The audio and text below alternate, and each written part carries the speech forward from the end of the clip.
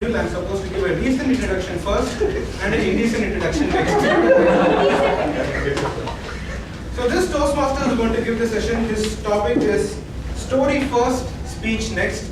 He is a past division governor in division some later in district. He was the realignment chair last year, and for people who don't know what the realignment chair is, in my school there's a committee called suicide committee. What was the job is that whenever two gangs fight, they have to go and split them and give peace in between those two gangs. But what will happen in reality is when two gangs fight, these people will go for peace. Those two gangs will unite and start beating these people. So realignment committee is very similar to the suicide gang. For more details, you can go to Toastmaster Arun Sridhar after the meeting and get the details. Give a big hand for Toastmaster.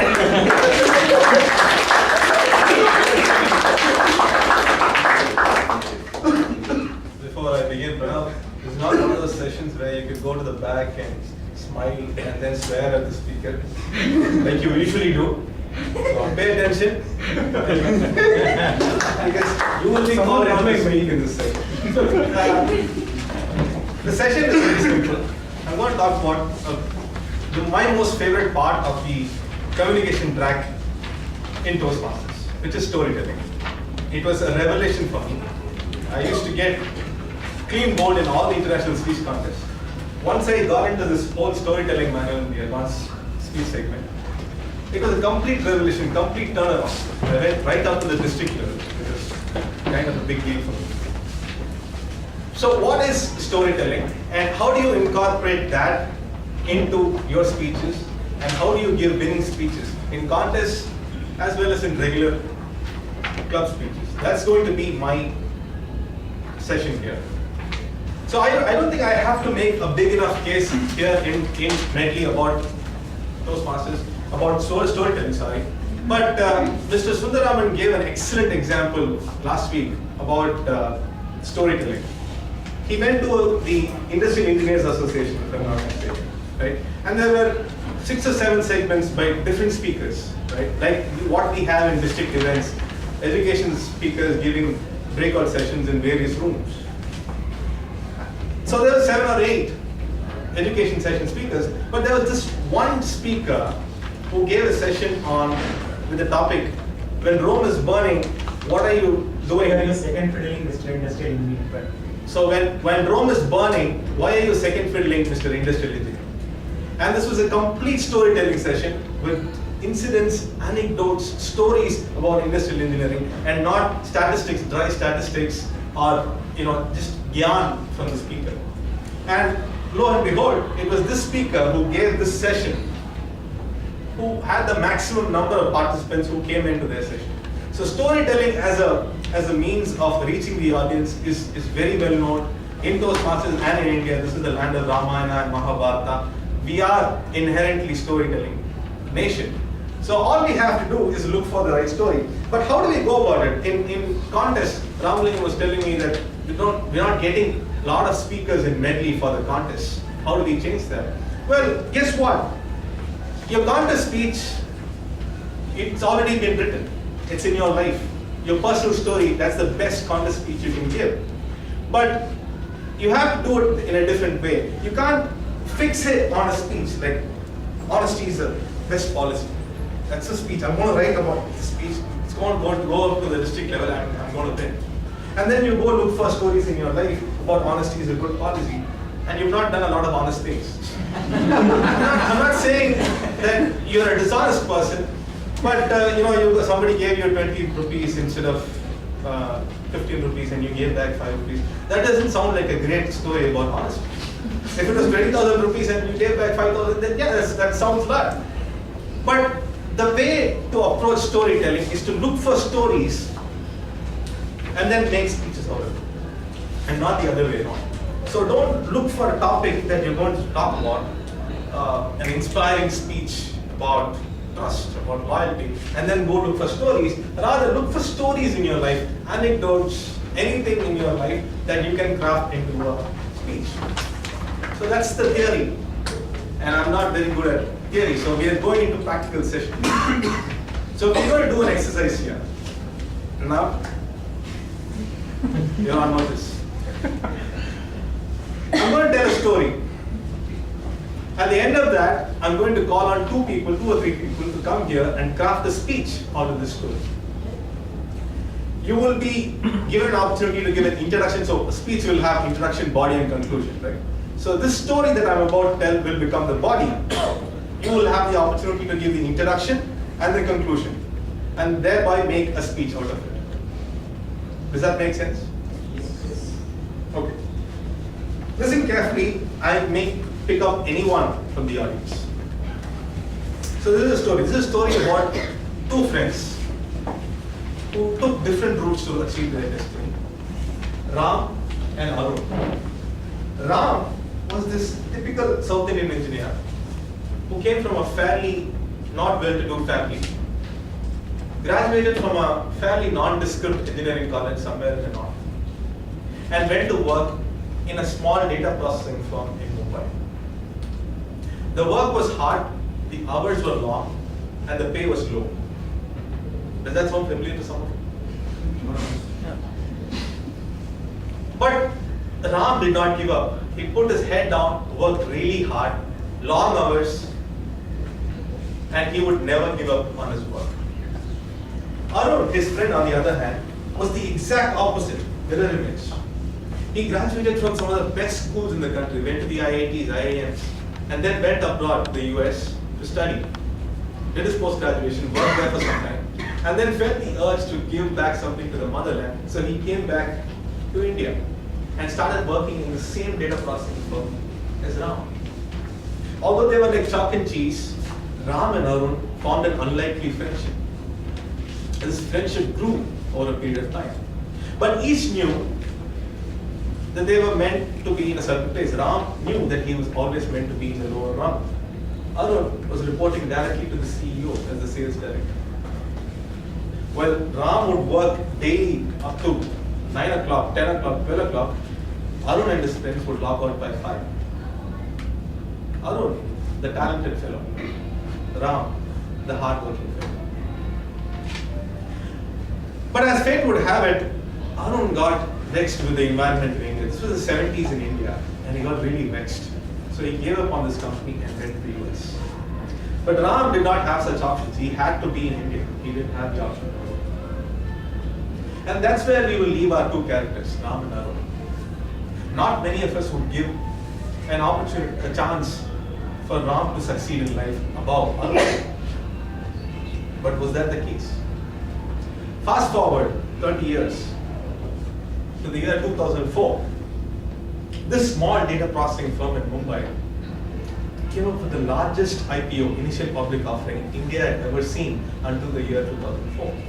Any guesses as to which company I'm talking about? TCS, Tata Consultancy Services. And Ram was none other than Mr. S. Ramadure, the CEO of TCS in 2004. And Arun was none other than Dr. Arun K. Maheshwari, who was the managing director of CSE when I joined that company a few years back. And I read this entire story in Arun Maheshwari's blog. So this is the story. So these are the two characters. There's a little bit of conflict and then there's a conclusion. What I would want you to do is use this story to weave together a speech. The point I'm trying to make is, once the story is set, you can make any number of speeches out of it. You can use the same story to make 3 or 4 speeches. Right? And we're going to do it in a very specific way. The speaker is going to come here and then will be given an opportunity to give the introduction. They don't have to give the body again, they don't have to tell the story again.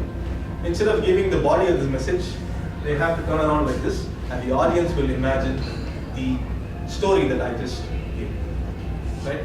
So you will give the introduction, turn around when the body is there, and right at the end you will give a conclusion. And with this we will make a speech together.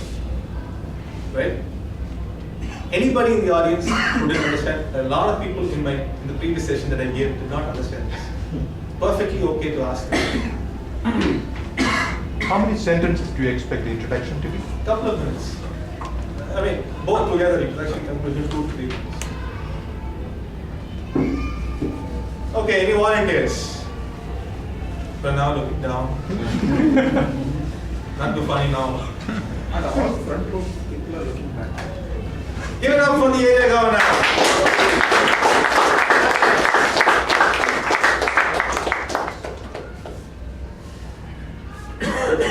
Talent looked at hard work and say, look where I am. Hard work, listened, and worked hard.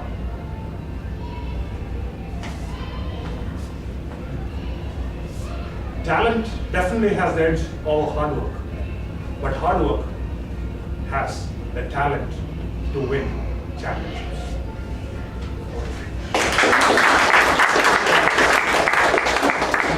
So that was one speech, right? Talent versus hard work. Speech. Any other volunteers? A new speech. Yes, sir.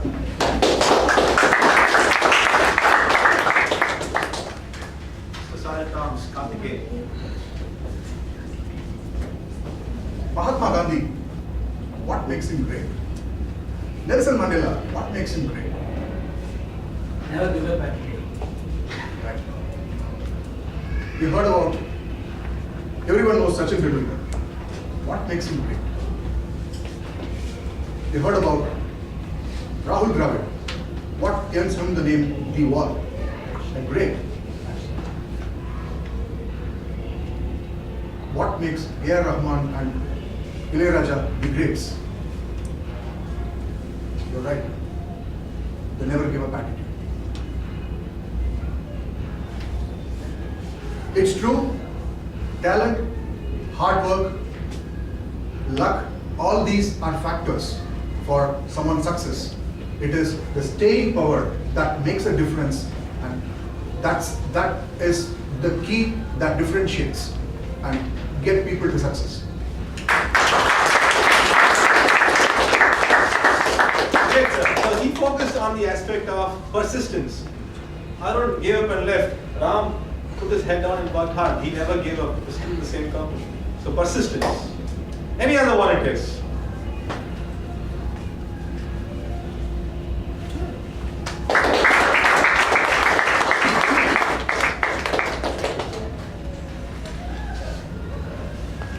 Survival of the fittest. This is what I have learned being born in India. Being an Indian who has worked in the US and come back to India, this is something that I would like to have my children learn, is how to survive in a competitive world. And where other can one learn this other than India, where there is so much competition everywhere. And what does that help for people who want to grow, children who want to grow like us, so that they can succeed anywhere they go.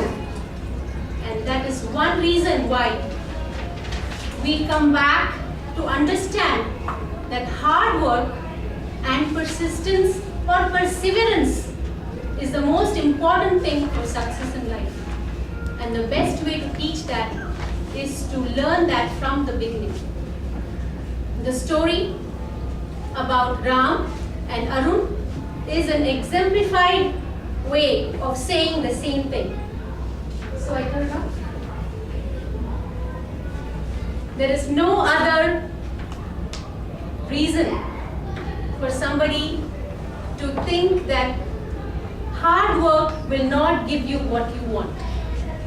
A person may have everything else in life, but if he doesn't have the willpower and the motivation to move on and do whatever he wants to do, no matter what happens, is what makes him a successful man. And that's the example we see in the story.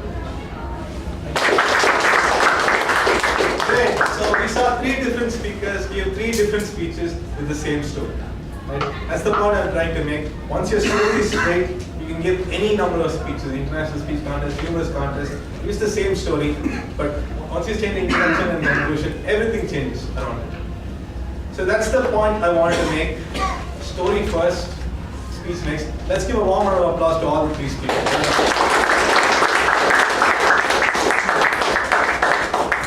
How much time have I got? 2 minutes? Okay. 2 minutes is not a lot of time for what I had. I wanted to give the speech, but 7 minutes? Okay, shall I give my international speech contest? Yes. And then we can dissect and dissect.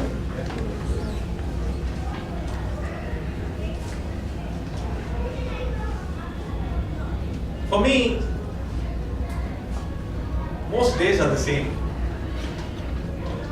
But October 25th, 2011 was a completely different day. It was the best day of my life until that day. It was the day I saw my son for the first time. How many of you are parents here? Well, you know the feeling. That moment when I first held him in my arms, I promised myself that I would love him no matter what. Then I remembered the havoc caused in my life because of excessive love.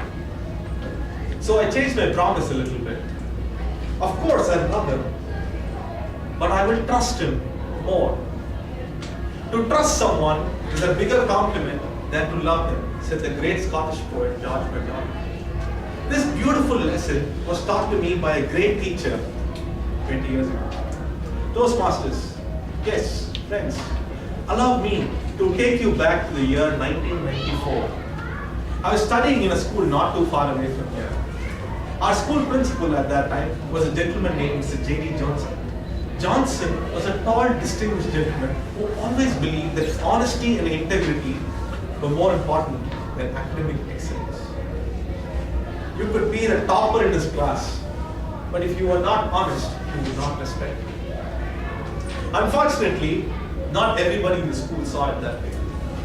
In the summer of 1994, there were a series of high-profile robberies that rocked our school. Items like burette, pipette, beaker, scales, rubbers, pencils were being stolen. The suspicion clearly fell on the students, not least because nobody else would be interested in such trivial items. While these were trivial items for us, it wasn't such a trivial issue for Johnson, because for him, honesty and integrity were most important. And he chose to address this issue in the school assembly one day. He gave a speech that I still remember, and I will remember it for the rest of my life. He said, "Friends, I know some of you have stolen from the school. I'm not going to find out who it is. What I am going to do though, is I'm going to show you how much we trust you. In the school assembly hall, I'm going to place what I call an honesty box. I'm going to fill it up with all manner of goodies, pens, pencils, erasers, sharpeners. If you want to take something, just go there and pick it up.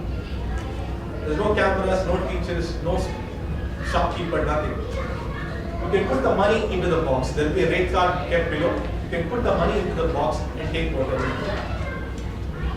I hope this gesture shows you how much we trust you, because you work. When I listened to this speech, I was dumbstruck. What is he talking about? Nobody is worth that much, especially a school full of robbers.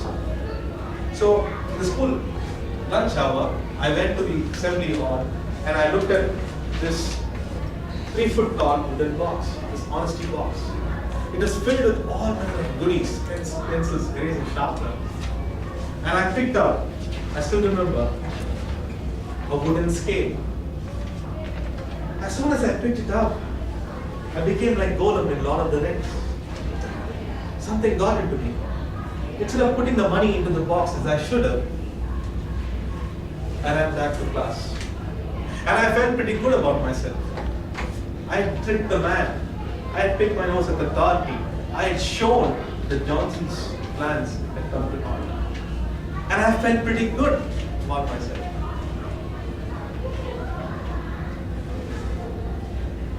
Or did I? As evening turned into night, my conscience started asking me a lot of tough questions. Are you someone who steals from something called the honesty box? Is that really you? Johnson trusted you guys. Is this how you repay the trust? I couldn't sleep that night. Next day in the morning, I went back to school, went to the assembly hall, and put the scale back in the box. Today I can look at every one of you in the eye and say, no, I am not a thief. I can tell this because Johnson trusted him. I can tell this not because of excessive love, but because of trust. Love is important, but what is more important is trust. When you trust someone, they start believing that they are worthy of receiving your trust. Whether you're a husband with your wife, whether you're a father with your son, whether you're a teacher with your student, trust is more important than love. That October morning, I promised myself that I would trust my son no matter what. He might disappoint me a few times, like I almost did. But he's my son, and he's worthy of my trust. Because he's worth it.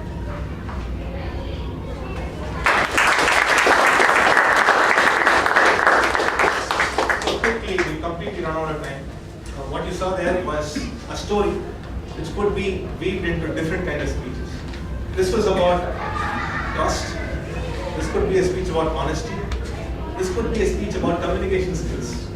A public speaker who turned around the life of a student. So this could be 3 or 4 speeches with the same story. As long as you get your story lined up, anybody can come here and give an international speech contest and go right up to the international level. And I hope this international speech contest season, you will hear a lot of speakers from Medley. Thank you.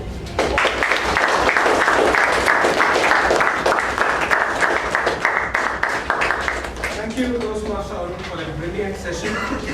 I've seen a lot of education sessions in my last 3 years in Toastmasters, but first time I'm seeing someone who's very, very diligently followed the title, story first, speech next. He gave the story of Arun and Ram first, and then he gave his speech in the last. Thank you so much, Toastmaster Arun. So next, a lot of people ask me, why is the theme 7 Wonders? What is the team Modi going to do for the team, by the team, to the team? And so what I've done is, I'm comparing the 7 roles of this great ExCom to the 7 wonders of the world. And throughout the meeting, in great detail, we'll be discussing about this.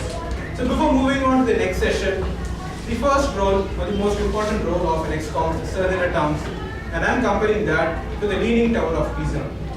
It's a very, very important monument like the roll. It attracts a lot of people like the roll. But everyone will wonder, why is it leaning to one side?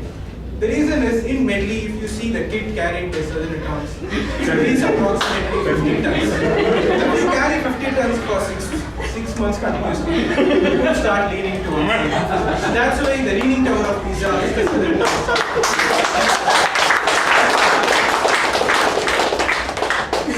With that brilliant comparison, let's move on to the second performance of today. The person who is going to perform today, this moment, is one of the most famous people in Aripuram, the most famous person in St. Mary's Road. In my road, if you tell his name, everyone will salute at you. So give a big hand for Toastmaster DTM Sundararaman.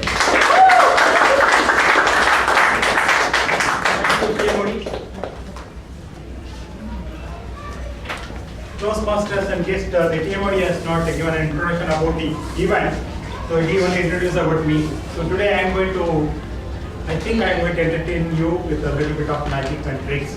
And again, it is going to align with the Toastmasters theme. Right. So first one is, I am going to use a lot of metaphors in my 5 to 6 minutes session. Metaphor, as you all know, it is a kind of representation of a concept. So when someone enters a Toastmaster meeting, for the first time, they feel like a jelly bean. So stomach butterflies in their stomachs, and they don't know what to do.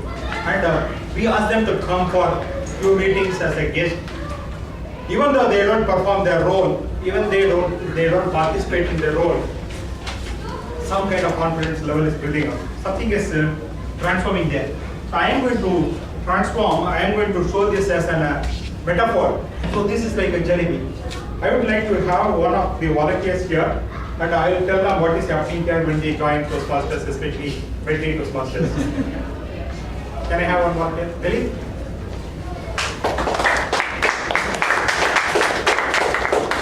So this is a plain liquid, a special liquid. So let's hear from him what kind of feeling he is getting. Can you show your hand?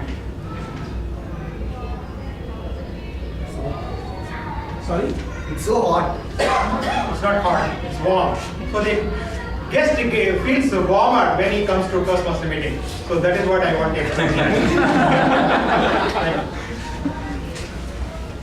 Then let me move on. As you all know, the Toastmaster, we have twin tracks. One is called the communication track and leadership track. In my past experience, I have attended several communication workshops as well as leadership workshops. But they happen in isolation. I have never found any forum where two things are merging or we are able to take synergy out of these twin tracks until I found Toastmasters. Toastmasters in the year 2018. The Toastmaster is a single forum where the twin tracks merge and then you become a holistic person. So let us take this as the communication track. I'll try to put it here.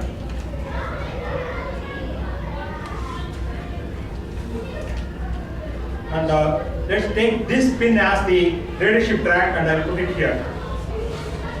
And as days pass on, as you keep on working on in your both tracks, finally let us see what is going to happen.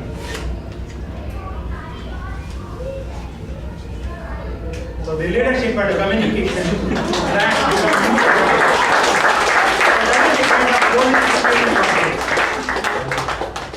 so through metaphors you can convey meanings and concepts. So now to conclude my session, I would like to have the TMOD as the prop here. Very good, very good. So we can always motivate a person through different ways of motivating a person. If we are a mentee or anyone joining Toastmaster, either you can continuously encourage him to take up a leadership role or the project role or something like that. The other way to do is to challenge them. I don't think you can participate in a humorous speech and win a contest. I don't think you can participate. Like that, you give them a challenge, and definitely their ego will be hurt, and then they will try to overcome that. Today I am going to pose a challenge for TMOD. So I am going to draw a circle around you. Difficult. I will come to class. Lot of time. Red card. Red Like card Lakshman Rekha, we are seeing the Sundar. This is a kind of Lakshman Rekha.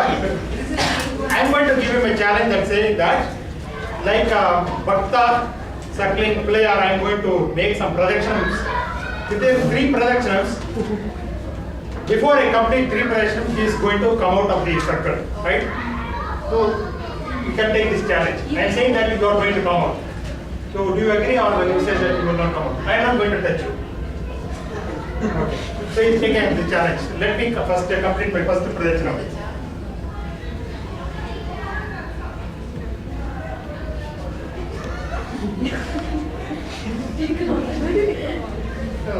You take the challenge.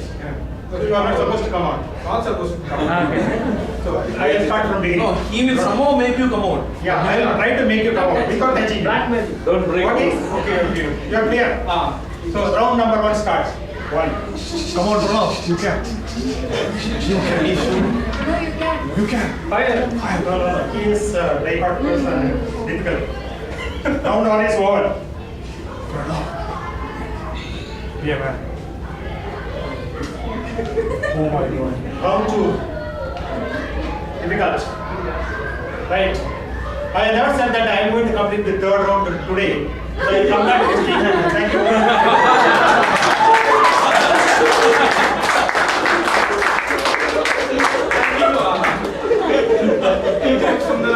Brilliant magic trick. Today evening, the XCOM of Medley are going to go and fight for the longest ever magic trick in the history of Toastmasters. It's going to be for 1 week. So now let's quickly move on to the actual Toastmasters meeting first segment, which is the prepared speech segment. Before going to it, I'll now tell the next role of the Toastmasters and how it is of the XCOM and how it is related.